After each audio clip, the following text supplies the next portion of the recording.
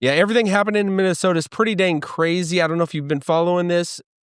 Tim Walz in Minnesota is in pretty hot water. A lot of fraud has been happening, as I'm sure it is in other parts of the country as well. But I wanted to point this out because it just reminded me of how much we have dodged a bullet by not having Kamala Harris and Tim Walz in the White House. Say what you want about Donald Trump. Man, man, man. It could have been so much worse. It could be so much worse. What is happening in Minnesota is just microcosm of what would have just taken over the whole United States if they would have been elected into the White House. So we dodged a big one there. There's a lot of massive corruption and fraud happening. So and what's really unique about this is this man Nick Shirley is just he's not a small name out there. He's pretty big, well known, but he's not a huge network that is just breaking investigation, just revealing all of this. He's low key. He's low key. It's not like CNN or Fox News or any of these big networks that are out there that are breaking this. This is just a singular guy that is going around and just doing groundwork and exposing a lot of corruption that is happening up in Minnesota. Check this out.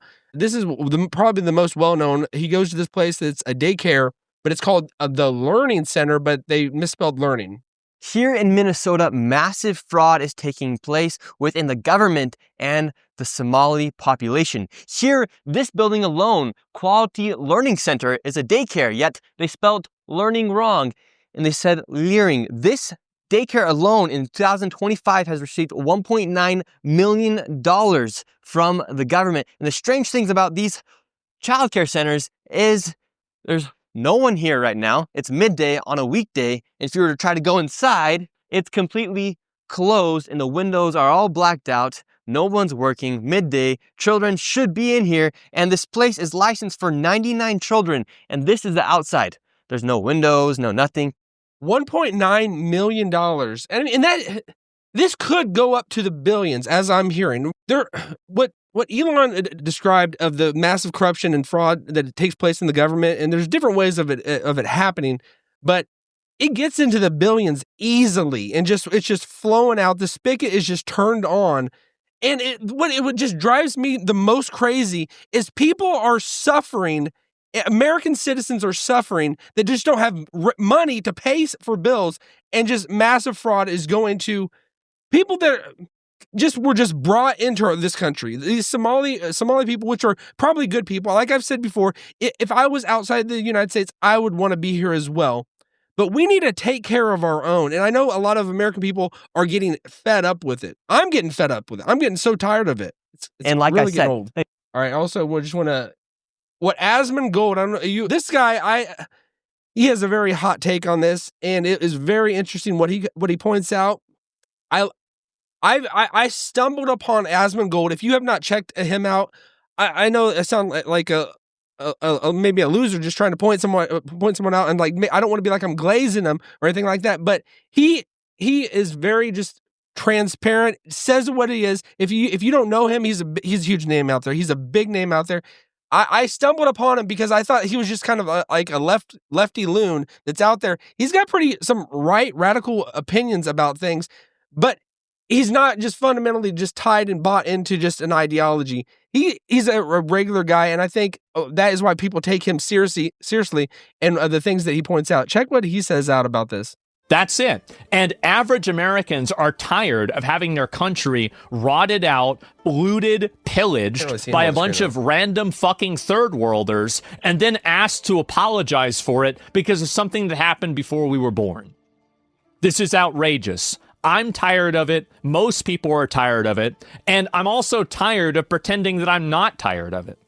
It's outrageous. That sums it up perfectly. I'm tired. We're losing it. I think we're all losing it. We are at a tipping point. Donald Trump has said this. We are at a tipping point in our country. We could go in one way or the other, and it's going to be massive. It's going to be just fundamentally radical for our country. We could go off the cliff, or we could go into mass paradise as a country.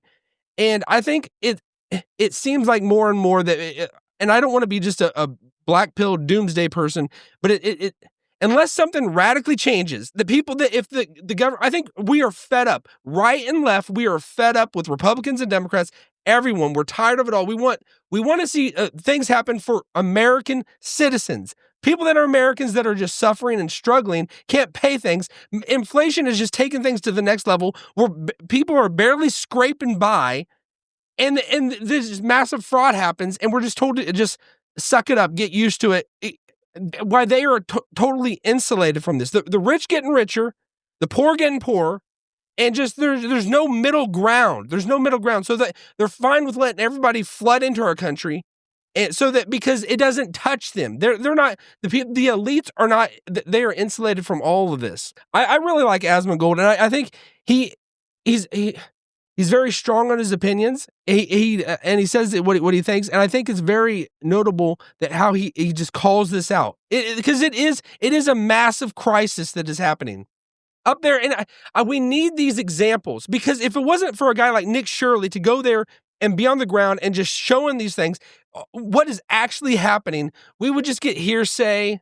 Yeah, we're used to it. But when he sees concrete examples of just fraud happening and people are just struggling to get by, it's sick. It's disgusting. It's detestable. We're tired of it. Everybody's tired of it.